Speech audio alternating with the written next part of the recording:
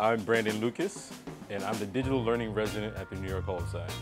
As the Digital Learning Resident, my position pretty much is doing virtual visits for people who are not physically at the museum, so whether they be in a hospital, in another state, or even another country.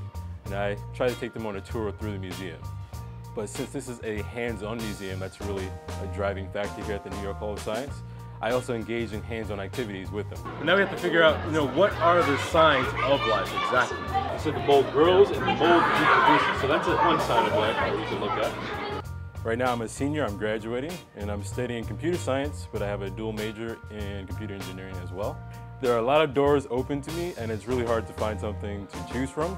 I sent out some applications to game design studios because I do enjoy gaming and the technology that's involved in gaming. But I've also considered a position in education.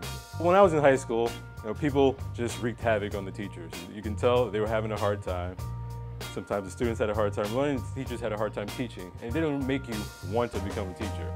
But when I got involved at the New York Hall of Science, it's an informal way of teaching, which is a lot more appealing. One of the things that makes the New York Hall of Science unique is that it's a hands-on science museum. Visitors get to interact with all of our exhibits, often break them, which is fine because we have a great exhibits department. We enjoy bringing that experience to the visitors though, that hands-on experience, so it's really great. Another thing that makes the New York Hall of Science unique are the explainers. So throughout the museum we have high school and college students who have been trained on the various exhibits and the science concepts that we're trying to teach to the visitors. And they can bring that one-on-one connection to the visitor. I consider the work I do important because of the future of education. Not all of our teaching is going to be in the classroom anymore. A lot of people are going to be able to remotely go into classrooms. People do online classes anyway for colleges, but eventually that's going to come down to even the elementary school students.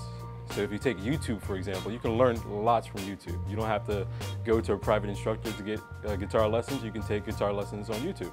So I feel that the virtual visits that we do are kind of like a stepping stone to melding the education with technology and taking that to the next level.